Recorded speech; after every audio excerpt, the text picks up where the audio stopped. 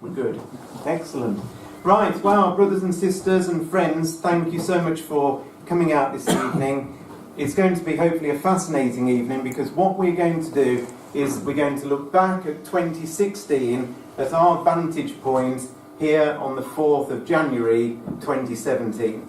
And I think it's good for us to look back, because as Winston Churchill famously said, the further back you look, the further forward you can see. And actually I think he's right. And you know, the wonderful thing is that when we look back over a span of just a short period of time, like a year, we can definitely see God's hand working in the world and bringing about his plan and purpose as revealed to us in his word of truth, the Bible. And all this is pointing to the fact that the Lord Jesus Christ is imminently going to return from heaven physically back to this earth to establish the kingdom of God, that long-awaited kingdom of God. Jesus has waited in amazing patience, hasn't he, himself, for nearly 2,000 years to return. And one day soon, his Father, the Lord God, will turn to him and say, "Son, today I want you to return to the earth and establish my kingdom." And God, in his absolute mercy, has recorded for us in the Bible so many, many events that are to occur just before Jesus is to return. And I was thinking about this the other day. You know, God didn't have to give us any prophecy at all, did he? He could have written the Bible and just said, one day Jesus will come back, and left it at that. And left us just to wait with nothing to look at. But God, as I say, in his mercy, knows that we need to see what's happening in the world. And when you think about it, so much of the Bible is full of prophecy, is full of history written in advance, because surely that is what prophecy is, isn't it?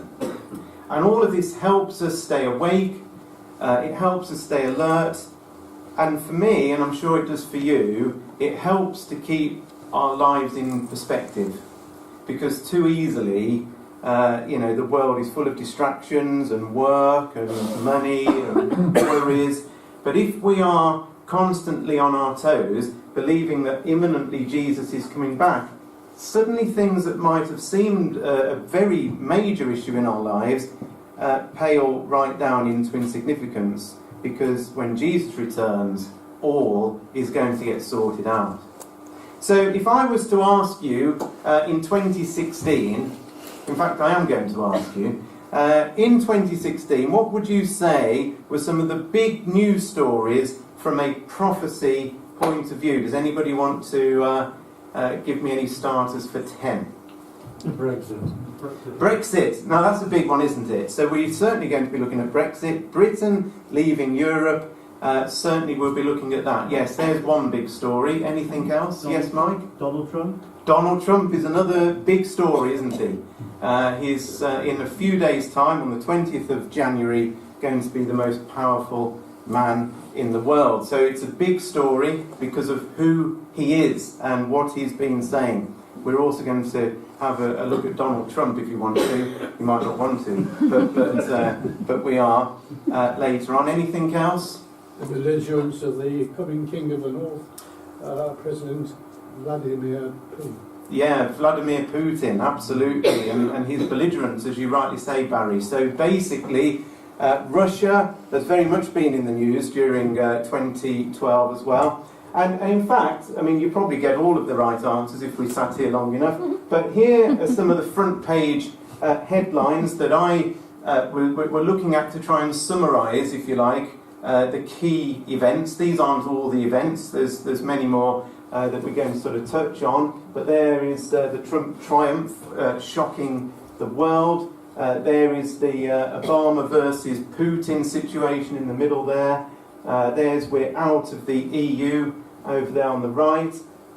We've also got the ongoing situation in Syria, which still isn't sorted. We've been talking about Syria every year. I've been coming here, which I think this is probably about the 5th or 6th year, I would imagine. And Syria has been on the agenda from a prophecy point of view every year. And to cap it all, you know, we've also got this sort of thing going on as well, which is this ongoing terrorism, isn't it? And you know, we're shocked. Maybe we become less shocked over time. We become desanitised slightly. It's another horrendous bombing, another horrendous massacre. But it's still horrendous, isn't it? And the terrorists find new and terrible ways that are increasingly difficult for you know, the authorities to sort out. And this particular newspaper here, this was in 1 week, 84 dead in Nice, 281 dead in Baghdad, 49 dead in Orlando, 72 dead in Lahore, 35 dead in Brussels, 18 dead, and so it goes on. It's horrendous. And ever closer to home. I catch the tube most days in London, and frequently now there are armed police at the entrances of tube stations. There didn't used to be even a few years ago, but there certainly are now.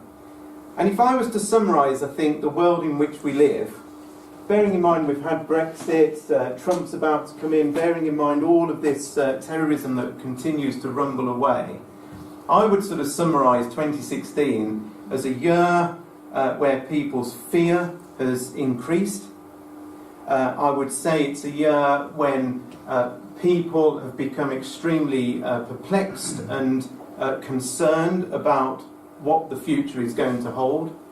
In this country, people are concerned about what's going to happen because of Brexit, and over on the other side of the channel, people are concerned about the impact on Europe.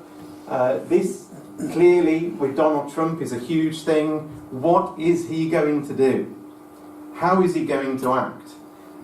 Could he destabilise many things? So there's a lot of concern, and I don't know if you hear things like this at work, but I work in financial services in the city, and basically the guys there are constantly sort of coming out with the phrases, what on earth is going on? What is the world coming to? They don't like instability. People who are dealing in money certainly don't like instability, and all of this worries them. And all of that, I think, is summed up to me by these famous words, of course, by the Lord Jesus Christ, when he said, I'm going to tell you about some signs that are going to be happening in the world just before I come back. And he put it a lot more eloquent than that, but in effect that's what he was saying. He says there'll be signs in the sun, moon and stars, and upon the earth distress of nations with perplexity. Perplexity is, I don't know the answer. I'm shrugging my shoulders. I don't know what's going on. What is the answer to this? That's what perplexity is. Men's hearts failing them for fear, for looking after those things which are coming on the earth. And would you say we're now in those sorts of days where people are fearful about what might come next? I think so. And of course all of that comes just before Jesus comes back, because it says in verse 27 of Luke 21, then they shall see. So these people who are living at this time of fear and perplexity, they are going to see the Son of Man, the Lord Jesus Christ, coming in a cloud with power and great glory. So surely, if we think we're in these days, we might well be the people who see, and the world themselves will see the Lord Jesus Christ coming in the clouds of heaven with power and great glory. I found a video, it lasts all of 20 seconds, that summarises everything that happened, I think, in 2016 in 20 seconds. So see what you think to this. I might have to adjust the volume in a second on this, we'll see. No one understood what's going on. People are running everywhere. The uncertainty of Brexit, we don't know what's going to happen. We're a more divided nation than we've ever been. And an officer that was next to us, he ran toward the shops. People start screaming. Everybody gets on the floor. It's completely tragedy and misery in Syria. Yeah, I said it was quick, that was 20 seconds, but there's Trump, there's Europe, there's concern, there's fear, there's terrorism. It's all happening in front of our very eyes. So I thought what we'd do to start with, and by the way, as Richard said earlier, there's two parts to this talk. For some reason you decided to spread me over 2 weeks, so Thank you for that. So I'm back next Wednesday. Next Wednesday, God willing, we're going to be looking at Israel and the surrounding nations of Israel. Tonight, Israel is going to crop into the things that we talk about, but we're going to deal mainly with Israel next week. What we're going to do tonight is look at Russia, we're going to look at Brexit, and we're going to look at the situation with Donald Trump, and that's going to fill the time. So let me show you some headlines then in relation to Russia in 2016. I think most of you know that I do this thing called a weekly World Watch, and effectively every week I just look to see what are the big stories, pick out 6 of them, and of course I get the headline out the newspaper, then I get the paragraph that talks about that, and then write a comment, and then put a verse that backs up why it's interesting. And of course, therefore, at the end of the year, I've got well over 300 slides, because there's 6 a week, so I've got 300 slides, and what I then do is collate them into themes. So I look through every headline, and if it talks about Russia, in it goes into the Russia pile. And then I get a pile for, Brexit, or a pile for Europe generally, and so on and so forth, a pile for Syria. And interestingly, this year there were more slides than ever before in relation to Russia, and more alarming than ever before, because what I can do is go back to previous years, because I've been doing it since 2003, so I can go right the way back. And do you know something? Back in 2003, the headlines were pathetic in comparison to the headlines we see now.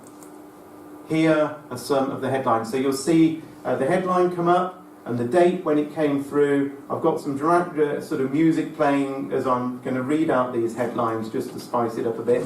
And, well, here we go. Here's Russia in 2016. So, I'm going to turn it down. You'll have to read that one yourself. There we are. So, Russia warns of new world war starting in Syria. That was back in February.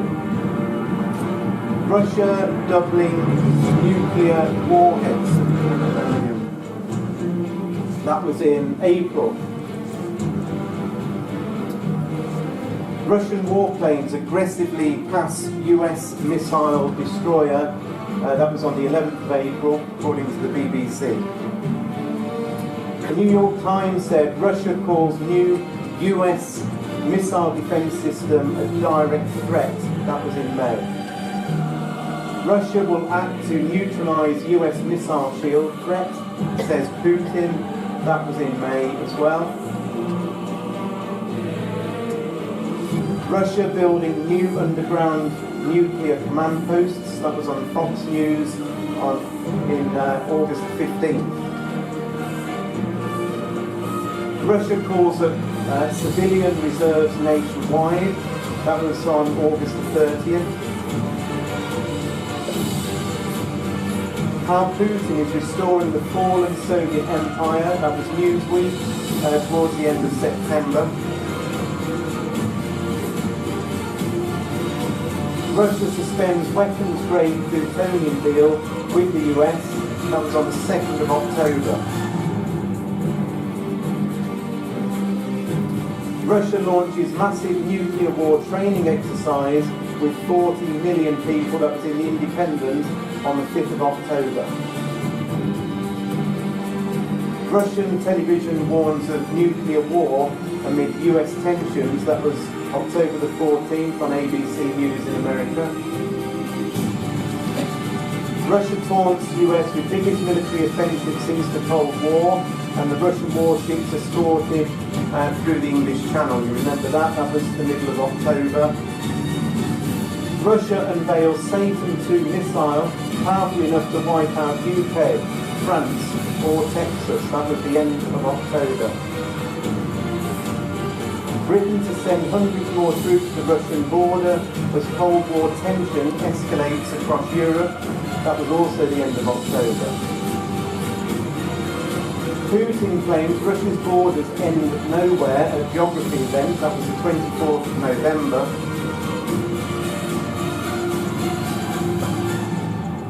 Last up, Putin. Russia's military is stronger than any potential foe. That was the 22nd of December.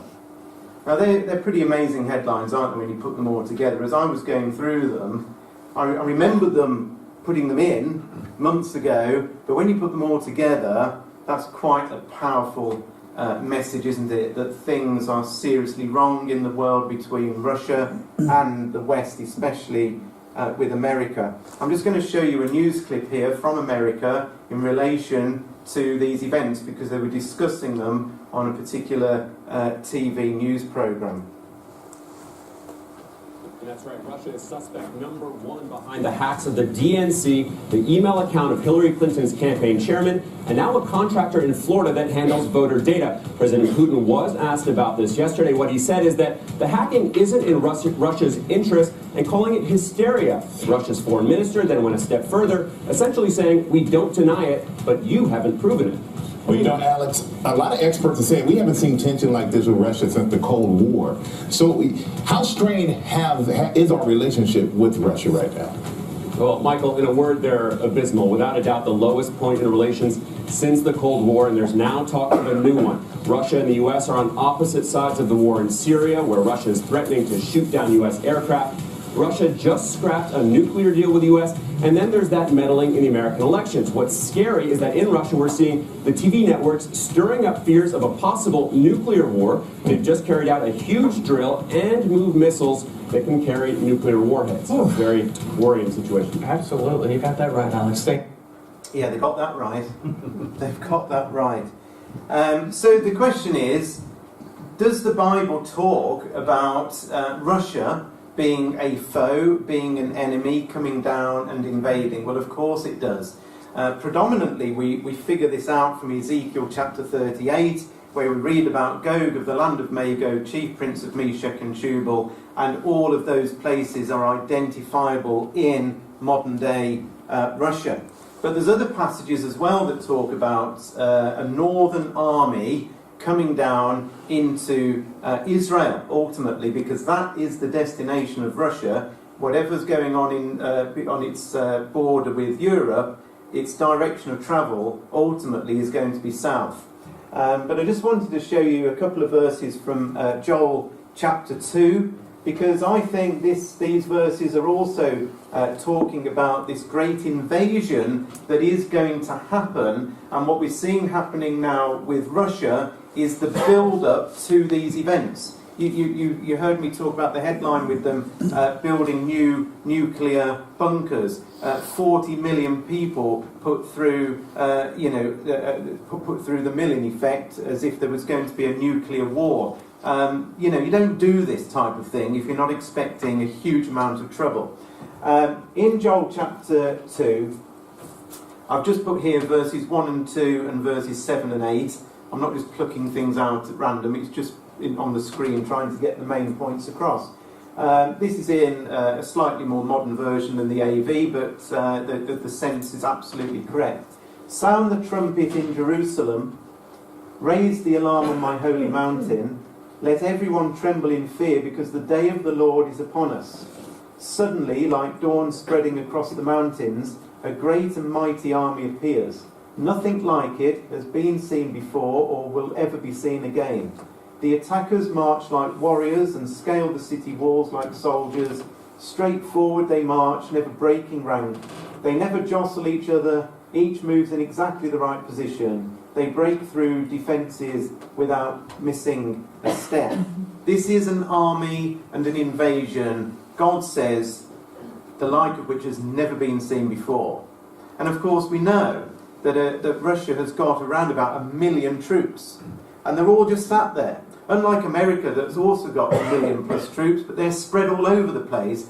This is an army just sat there ready to roll. And of course, as we've already said, these are the sorts of major headlines in 2016 that we have seen.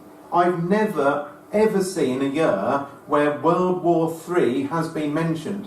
I've gone back all the way through the slides in previous years. I've not seen World War III mentioned. Now, all of a sudden, I look in normal newspapers, daily newspapers, the Daily Mail or Daily Telegraph, and I see pictures like this, I see headlines like this. World War III fears as US activates defence shield. Are we on the brink of World War III? Furious Putin warns he will neutralise threats posed by America's £550 million missile shield stationed in Europe. Russia threatens to make Romania smoking ruins. So, you know, God says there's going to be this conflict. God says that they are going to come down in a great organised fashion. And what I believe we're seeing is Putin personally getting ready for these things. How do we know the army in Joel 2 is anything to do with this great northern confederacy that comes down, headed up by Russia? Well, again in Joel 2, later on in that chapter, it talks about the demise of this great army, because God says that I will drive away these armies from the north. So we're clearly told in Joel 2 that the armies that are coming down from the north, I will send them into parched wastelands. Those in the front will be driven into the Dead Sea, those at the rear into the Mediterranean. The stench of their rotting bodies will rise over the land. It's a very unpleasant situation. But again, it lines up exactly with Ezekiel 38 that says that they're going to spend how many months burying the dead? 7. 7 months burying the dead. That's how many people are going to come down and ultimately end up being destroyed. This isn't just a few thousand Russian troops going into Syria. This is whole-scale emptying of the land of people to invade at some point. And we can see these things building up now. Again, in Joel chapter 2, there's a very interesting particular verse here, because we read that God will cause wonders in the heavens, and on the earth blood and fire and columns of smoke. The sun will become dark and the moon will turn blood red before that great and terrible day of the Lord arrives. Quite similar words, aren't they, from Luke 21 that Jesus said? That the sun would go dark and so on. There'd be signs in the sun, moon and stars. The interesting thing here, I'm sure some of you know this, that this word columns, in the authorised version it says pillars, but in the Hebrew, it's actually the Hebrew word for palm tree. These are palm trees of smoke. But of course, when they translated the Bible, it just seemed too strange to translate it as palm tree of smoke. Why would you have a palm tree of smoke? So they translated it as pillars of smoke, or in this version as columns of smoke. But in recent times, we know now why they're called pillars or palm trees of smoke, because these huge explosions that man is now able to create something that is the identical shape of a palm tree. And nuclear weapons, the most devastating of them all. And Putin, I've lost count over the last 2 years of him talking about using nuclear weapons. I've never heard a world leader, I'm 47, you know, I've watched the headlines for some time. I've never heard people just glibly talking about using nuclear weapons. And in fact, it's only recently that Putin has. But the tension has built to such a point, he seems to be quite happy to talk about it.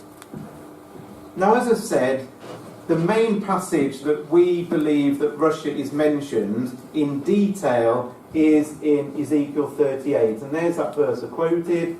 Son of man, set your face against Gog of the land of Magog, the chief prince of Meshech and Tubal, and prophesy against him.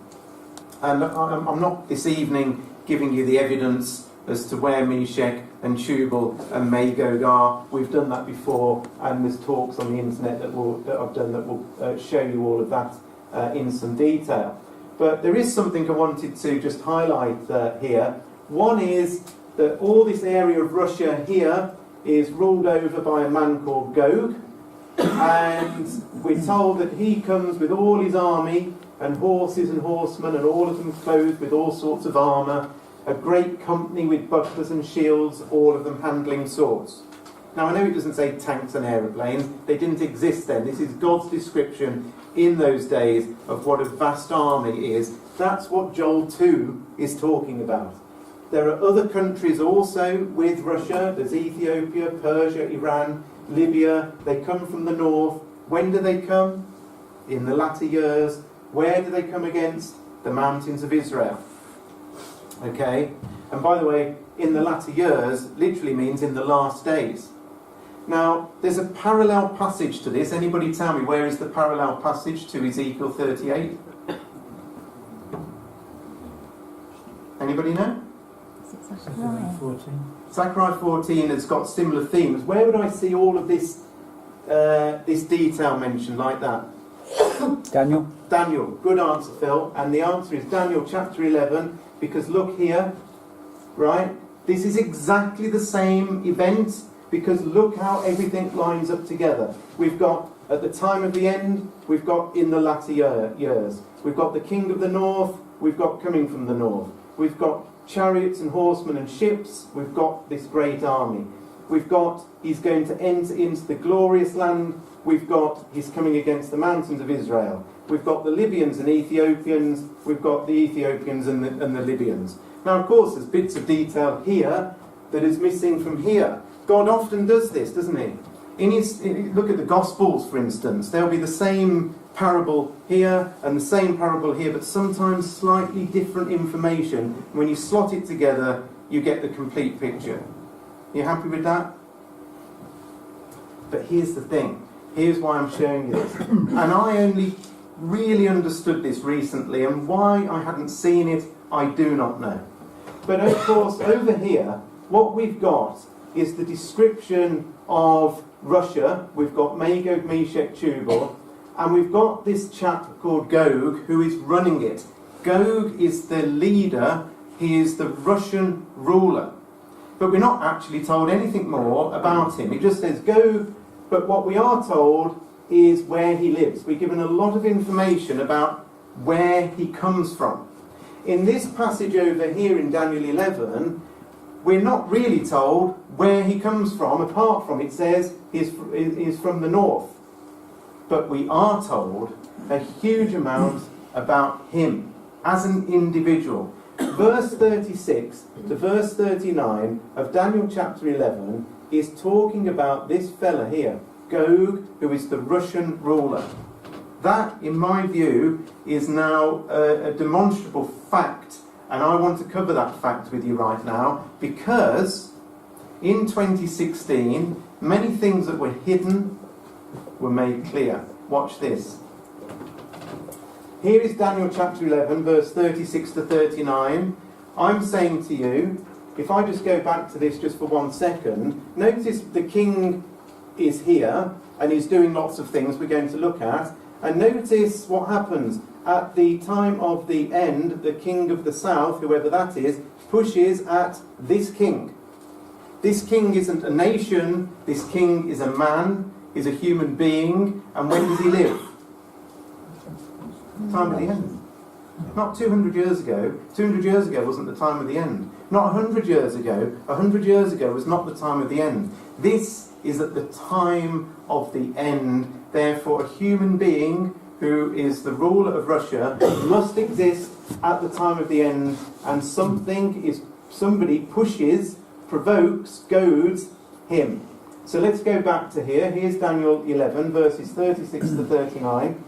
I'm going to read this out, and then I'll show you how it fits. This particular ruler that exists at the time of the end, which I'm saying is Gog, the king will do as he pleases, exalting himself and claiming to be greater than every god, even blaspheming the God of gods. He will succeed, so whatever he does, he's going to be successful, but only until the time of wrath is completed. For what has been determined will surely take place. He will have no respect for the God of his ancestors, or for the God loved by women, or for any other god, for he will boast that he is greater than them all. Instead of these, he will worship the God of armed forces, and the God his ancestors never knew, he will worship with gold, silver, precious stones, and expensive gifts. He will work in the strongest fortress. He will honour those who submit to him, appointing them to positions of authority and dividing the land among them as their reward. Then at the time of the end, the king of the south will provoke him, the AV says push him, then the king of the north will storm out with chariots and a vast navy. This is Gog, this is the Russian ruler, and the man who fits this word for word right the way through is Vladimir Putin. So here's all the key phrases, one after the other, and lined up against this man. We're told that he will magnify himself and exalt himself. It's very similar language, actually, to Daniel chapter 8, talking about the latter-day Antiochus Epiphanes. But here he is, a man who exalts himself. He's even got his own youth training camp called the Narshes, believe it or not, where they worship and are trained to worship Vladimir Putin himself, and that is pictures of him on their t-shirts. It's the most abhorrent camp. I'm not even going to tell you any more about that here and now. Mikhail Gorbachev, of course, one of the previous Russian leaders, says that Vladimir Putin views himself as second only to God. This is indeed a man that exalts himself. He worships the God of armed forces. We're told Putin, you don't need me to tell you that Putin worships the armed forces. He's always involved with those armed forces and has done more than any other Russian ruler ever in terms of bolstering up those forces and developing Satan II missiles powerful enough to wipe out the entire United Kingdom with one bomb. That's the sort of chap that is ruling Russia at the moment. Now this is a 2016 announcement. So we were told there that this man worships gold, silver, and it actually said expensive gifts in the version that I was looking at. And on the 25th of January 2016, Panorama, well-respected British investigative documentary programme, comes out with this. Did you all watch this? It was definitely worth seeing. It was called Putin's Secret Riches. Vladimir Putin has been accused of corruption on a breathtaking scale. His critics say he has used his power to amass a secret fortune. So is the Russian president really one of the richest people in the world? And the Panorama programme on the BBC, 45-minute programme, went through all the evidence that they collated to say that this man has taken over so many businesses and companies and pocketed the cash himself. He could even be richer than Bill Gates. He could possibly be the richest man on the planet. Certainly, he is worshipping gold, silver, and expensive gifts. Do you remember it said that he worked in a fortress? That's what it said in verse 39. This man works in a fortress. It just so happens that the word Kremlin means fortress. God is telling us, I'll even tell you where he works, if you like. And is there any other person that works in something called a fortress? Answer, no. The last bit of the passage says that he rewards those who follow him. And in 2016, this was finally revealed on another BBC Panorama programme that explained what Putin has done with his vast wealth that he has created. Look at what it said in Daniel 11, verse 39. He will honour those who submit to him, appointing them to positions of authority and dividing the land among them as a reward. Now watch 2 or 3 minutes of Panorama. He's the world leader accused of personally approving murder on the streets of London. The conclusion that the Russian state was probably involved in the murder of Mr. Litvinenko is deeply disturbing. But is the president implicated in an assassination also responsible for theft on an extraordinary scale? He has fleets of things that almost no billionaire in the West would have. Vladimir Putin has been accused of looting his own country. Today, Putin behaves like a czar. Tonight, we investigate the truth about President Putin's riches. Why would it be kept secret? Because it belongs personally to Putin, not to the state. And for the first time, the Americans say what they really think about the Russian president. Is Vladimir Putin corrupt? In our view, yes. The men closest to Putin have been with him for years. They were with him here in St. Petersburg, and they've stayed with him ever since. And this is the group that he trusts and that he rewards. And this is the group that runs Russia. Putin's lawyer at the town hall became president and then prime minister of Russia. His former deputy also served as prime minister. The chief of staff at the town hall now runs Russia's anti-drugs agency. His former assistant now runs the biggest oil company in the world. And his former economist now runs the biggest gas company in the world. For those who've been in Putin's circle, the benefits have been immense. A cellist who is godfather to Putin's daughter has a valuable stake in a major Russian bank. A neighbour has an even bigger stake. Another neighbour ended up running the railways. A childhood friend has made a fortune from government contracts. And his brother has made even more. The Americans say this is how Putin's Russia works.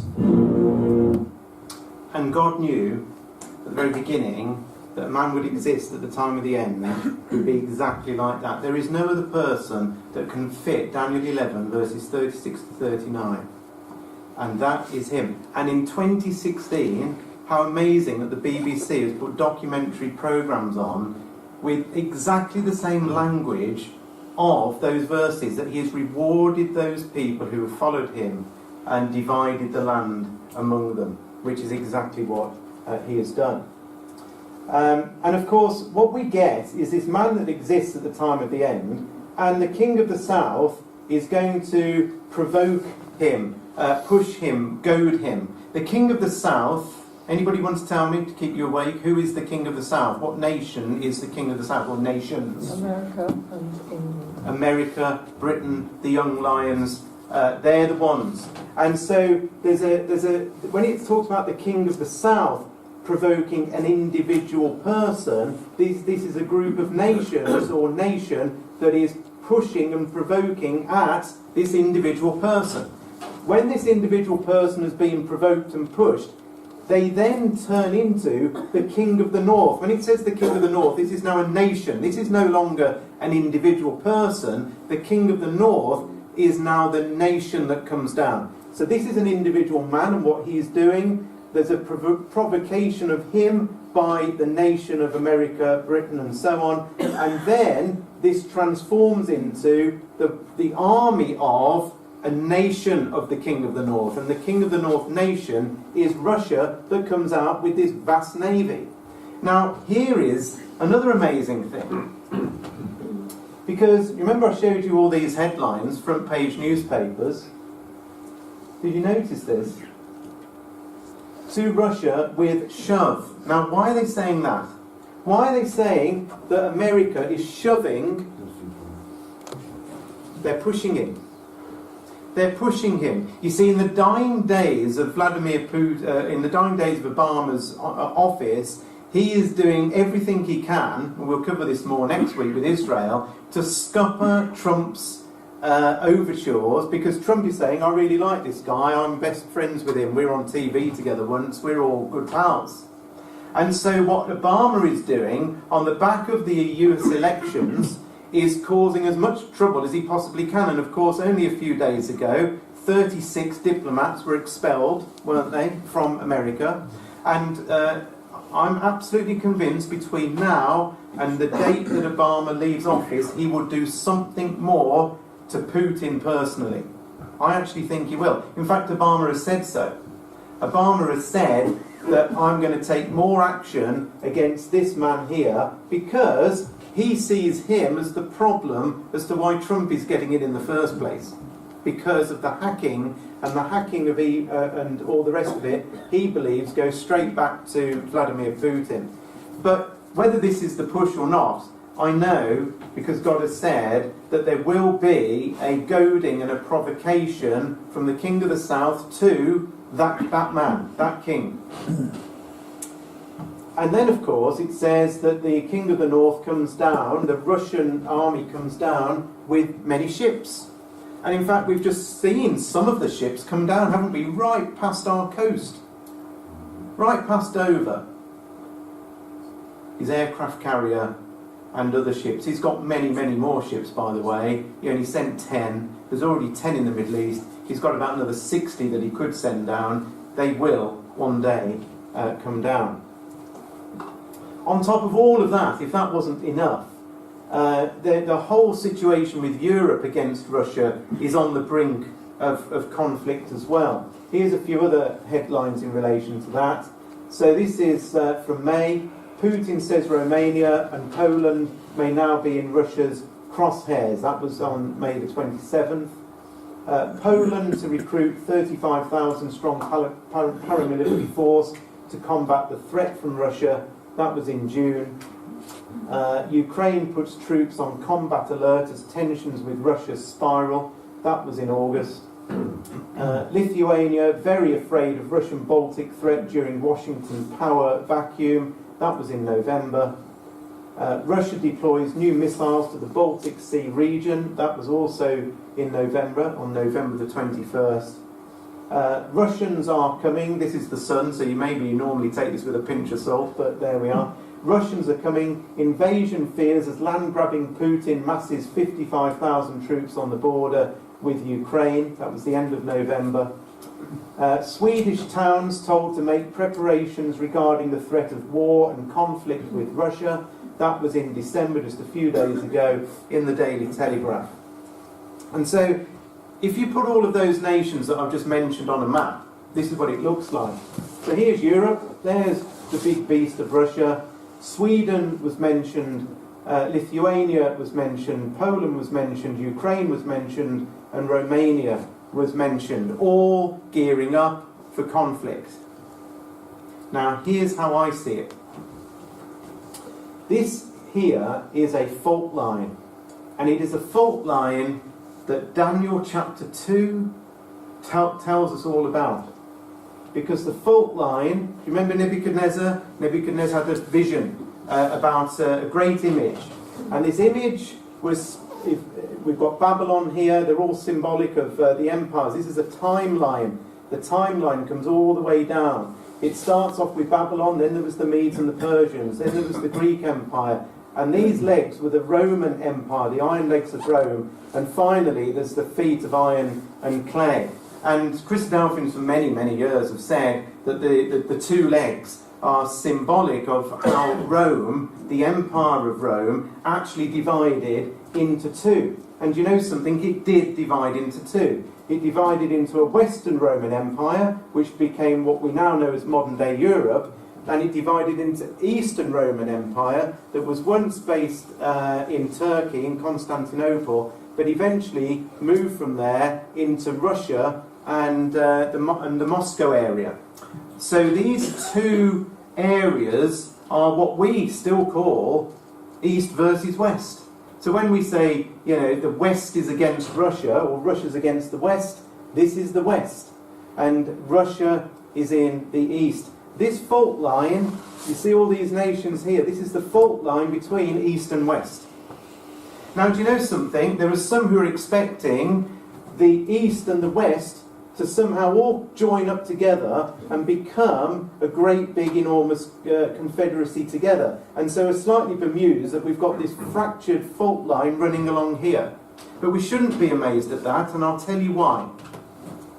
In Revelation chapter 16 we're told about this division still existing at the time of the end, because the beast is mentioned in Revelation chapter 16, and the beast is none other than God's depiction in graphical form of the Western Roman Empire. And in Daniel chapter 16, it says there's frog-like spirits, and these are wicked teachings. And these wicked teachings come out, it says, from the beast and the dragon and something called the false prophet, which I haven't put on the map here, but that's to do with the Vatican down here.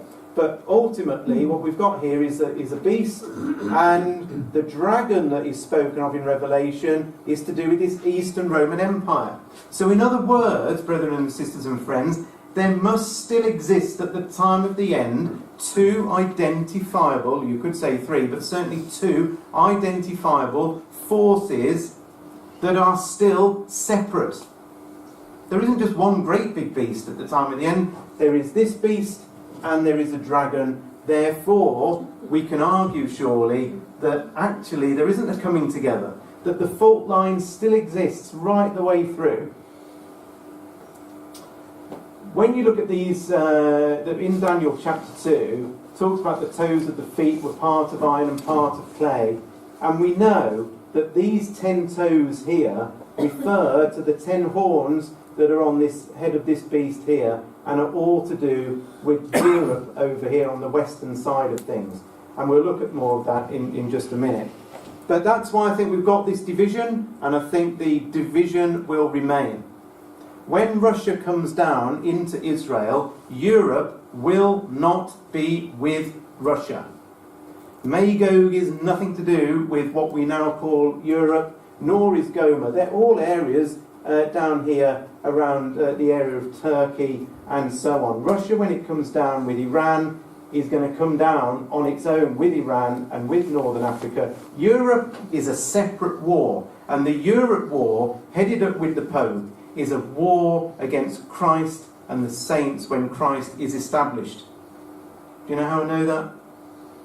Because it says in Revelation chapter 17 that the beast and the woman that's riding it will make war against Christ and the saints. That isn't who Russia's making a war against. Russia's making a war for spoil out of Israel. It's a totally different war. So, how are we doing? Not very well. Let's speed up. So, here's the next thing. That was all about Russia, but I had to get that off my chest because there's so much going on with that. What about this? We're out of the EU. This is a great big headline, but one that as Christadelphians, as I'll show you in a minute, we've been talking about for a long, long, long time. Here's some of the headlines. George Soros, the billionaire who broke the Bank of England, opts for Gold Haven, saying Brexit would spell the end of the EU. This is quite amazing. Do you remember this? Massive thunderstorms from Europe smash into UK and could decide EU referendum vote. That was on the 23rd of June. Thunderstorms and flash floods caused chaos across Britain in the final hours of the EU referendum as commuters were left stranded in London. And they do think that these enormous storms that came crashing in from Europe, and these were very unusual storms. You know, most of the storms we get coming off the Atlantic, don't they, coming over from America. Rarely will a storm head the other way over from Europe into Britain. It's extremely unusual, highly rare, especially of this intensity, and lo and behold, it comes at the exact day of the referendum, and many people who would have voted were unable to vote because of those storms. And so the following day, of course, we get vote leave today, but we're out, and so on. These were great big news stories, not just in this country, but around the world. I'll just skip this video because it's basically saying what I've just said. Let's just have a think about this though. As Christadelphians, for a long time, as I've said, we have believed that Britain would one day exit Europe. John Thomas, who was the founder, if you like, of the Christadelphians back in the mid-1800s, wrote a book called Elpis Israel. That book literally means the hope of Israel. And in that he said Britain cannot be included among them, referring to what we now would call Europe. And he wrote that in 1848. Britain cannot be part of them. In Milestones, in a publication by Brother Pierce in 1981, he wrote, Britain will separate from Europe.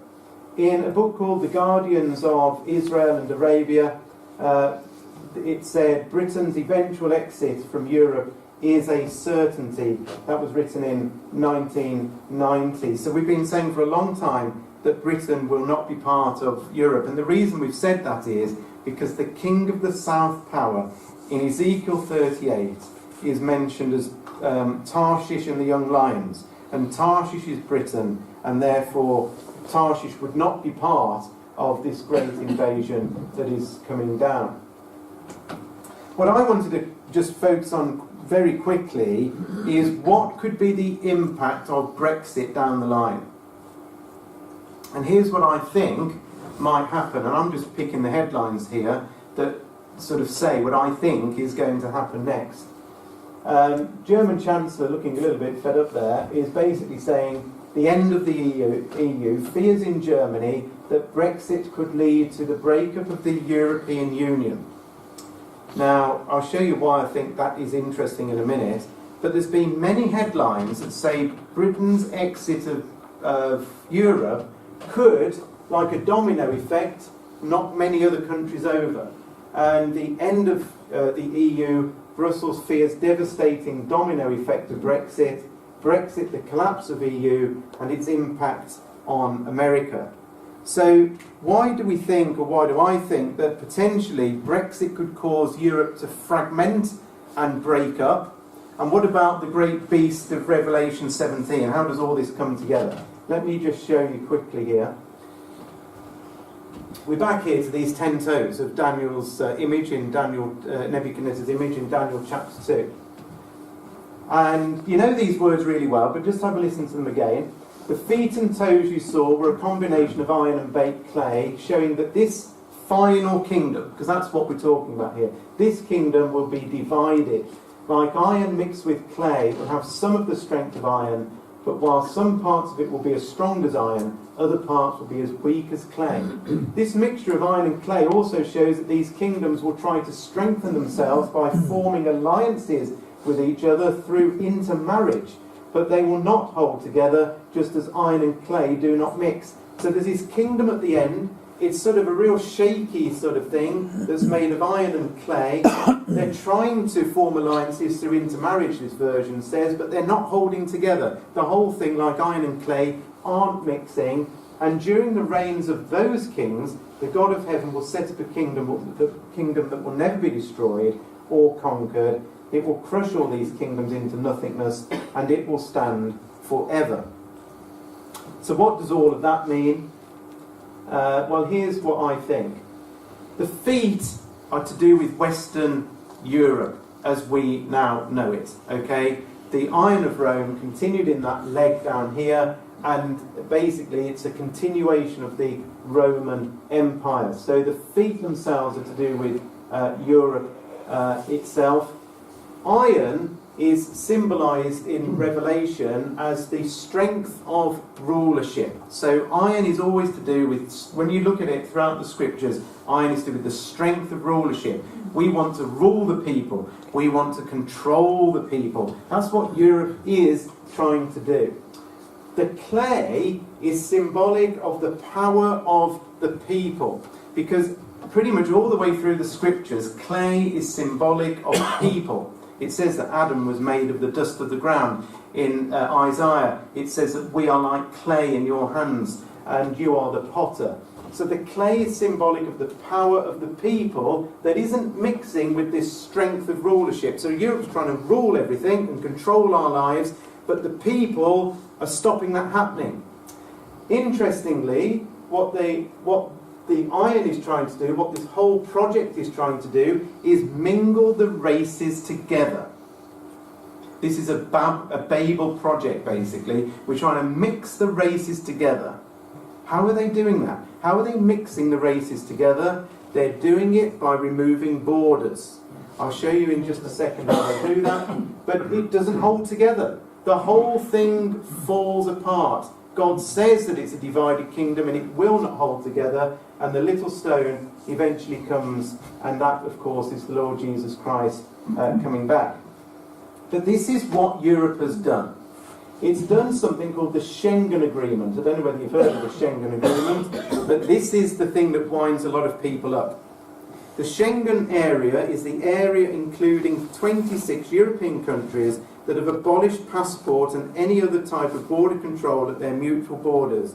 It mostly functions as a single country for international travel purposes with a common visa policy, which is why we're not actually in the Schengen Agreement, but if you lived in this area here, people can just move around at will, and therefore they mix the races up. And of course, in Europe, they all speak different languages, but the project of Europe is to try and mix the whole lot together. But people have pushed back. Britain on the outside has pushed back and said, we don't like this, we don't want all of this immigration, we just don't want it, and voted against it. And the fear is now in Europe that in fact this will be a domino effect across here into these countries, and so we might well see the disintegration of the EU as we know it. Abandoned ship, there's Britain sailing off, here's Europe about to go off into the abyss. There's Time magazine, the fall of Europe, again a domino effect. I think we might well see Europe divide and break apart from what we see right now, which is a humongous conglomeration of 26 nations. However, something comes out of the abyss when it goes off the cliff, and what comes out of the abyss is mentioned in Revelation chapter 17. Because out of the ruins of the EU that we now see will come what the Bible says is a seven-headed, one might say eight-headed beast with 10 horns. And in Revelation 17, the beast, which is the revived Holy Roman Empire, is going to ascend out of the bottomless pit, and 10 kings who have not yet risen to power, they'll be appointed to their kingdoms for one brief moment to reign with the beast. They will all agree to give him their power and authority, and together they will go to war against the Lamb, Jesus, but the Lamb will defeat them because he is Lord of lords and King of all kings. And his called and chosen and faithful ones will be with him. And so, what comes out of the ashes of the EU when it shakes apart because of Brexit will rise out the Holy Roman Empire beast system of 10 nations. And you know something? When you look at the ancient Holy Roman Empire, it covers exactly 10 modern-day EU nations. So instead of it being 26, I think there'll be a 10 nations, 10 kings that will say, actually, let's do this thing properly. We're going to be one united, conglomerate of nations, more so than ever we were. We can't be 26 anymore. We're falling apart at the seams. We're going to come out of this bottomless pit and create a brand new country, a brand new empire, probably ruled over by Germany there, and that's still to come. So, finally, in the last 2 minutes, I've gone on, but this is just a few minutes on Mr. Trump, because we'll talk more about Trump next week. But this is pretty shocking stuff, isn't it, really, when you stop and think about it? This guy's tweeting like mad and coming out with all sorts of nonsense that is seriously upsetting lots of people. He's never been in government. He's the only American president in history to have never had anything whatsoever to do with politics, and yet he's been voted in. Nobody knows what he's going to do. Nobody really knows what he thinks. He says what he thinks, and that's half the problem. He'll just shoot from the hip. But shooting from the hip in a diplomacy world where people have got large weapons and armies isn't a great idea. But what we must remember is this, that in Romans chapter 13, verse 1, it says everyone must submit to governing authorities, for all authority comes from God, and those in positions of authority have been placed there by God. So for some reason God has put Trump in at this particular point in time, at the very point when everything is destabilising. That isn't a coincidence, is it? That verse is saying to me that every world leader that we see on the stage at the minute has been put there by God for some reason, including this man. The press have just not known what to, they look at this. What have they done? God save America. This is what is a disaster, potentially a complete and horrifying disaster. Time magazine dropped through my door. I've been having Time magazine for some time, and that dropped through my door. I thought, what do they know? That, you know, this is, the end is near.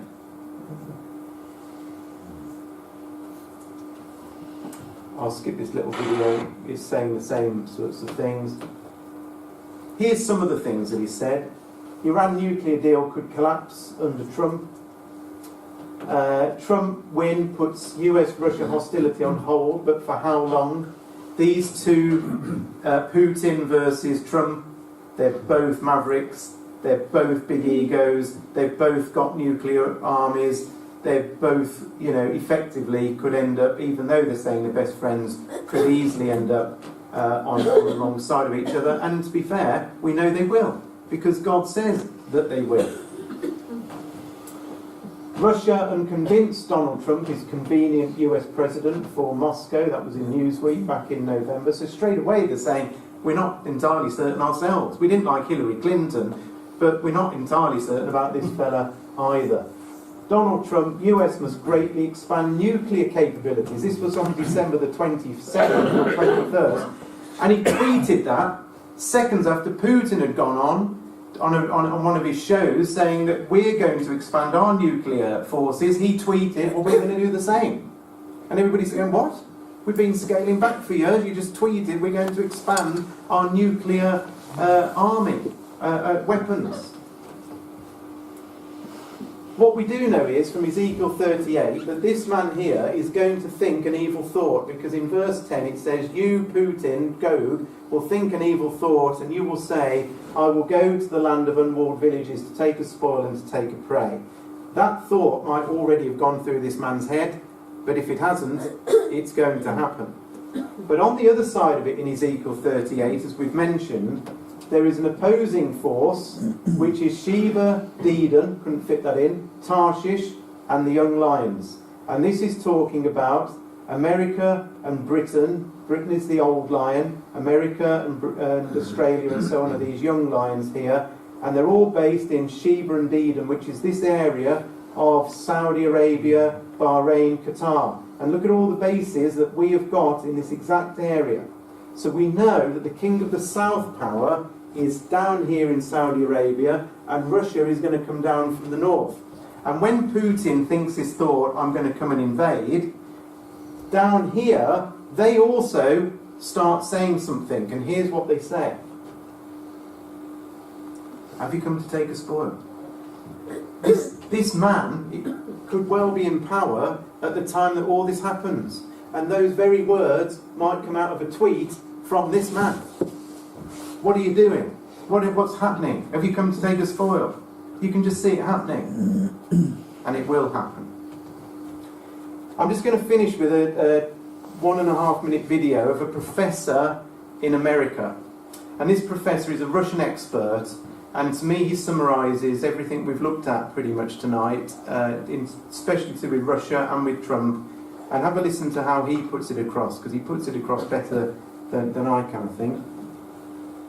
The move announced by the State Department comes just one day after the current Secretary of State, John Kerry, doubled down on those attacks against Israel we mentioned, which will make achieving Mideast peace even harder for President-elect Donald Trump. And our next guest, a leading expert on Russia, says these new sanctions are not really aimed at Russia. This move, too, is actually meant to muddy the water some more for Mr. Trump. Stephen Cohn is professor of Russian studies at both NYU and Princeton University. Welcome, Professor. You say this is the president trying to cripple Mr. Trump a bit? Well, it's one of the things I said. I'm not sure. I mean, look, we got a really strange situation, and I would say exceedingly dangerous. Why? Well, our relationship with Russia is worse than it's been since the Cuban Missile Crisis in 1962. And we're taking steps that are going to escalate it, make it worse. On the other hand, they haven't given us any facts about what the Russians actually did. So between this, I would say, semi-hysterical reaction by the American political class and the absence of facts, we don't ask, what's the impact of this going to be on Russia itself? What kind of decisions is it going to produce in Moscow? So your bottom line point tonight is, you get 30 seconds. In 30 seconds, we are in an exceedingly dangerous relationship with Russia. There are 3 places fraught with actual war: Ukraine, Syria, and, of course, the Baltic region, where NATO is building up. Escalating now with everybody talking about nuclear weapons, as Trump did last week, in my lifetime, I don't recall anything as dangerous as we now are going through, with a layer of hysteria in the media. Yeah. Everybody demanding that Obama do more. Welcome to office, Mr. Trump. We appreciate it. Professor Cohn. Thanks for that. It's interesting, isn't it? It's not only us saying it, it's there. Jesus said, we will live in a time of distress and perplexity, men's hearts failing them for fear, for looking after those things which are coming on the earth. That's what that professor just said. So next week, because that's the end you'll be glad to know of this week, we're going to have a good look at Israel. And we're going to see what's been happening, especially in the last sort of 2 weeks in relation to Israel. And also we're going to have a look at the surrounding nations with Turkey and Syria and Iran, and see how all this that's been going on with Russia and so on has been impacting that area. And finally, what I'm going to do next week, all being well we'll have time, is show you why 2017 could be the year that God's judgments actually do begin. But if you're here next week, you'll hear all about that.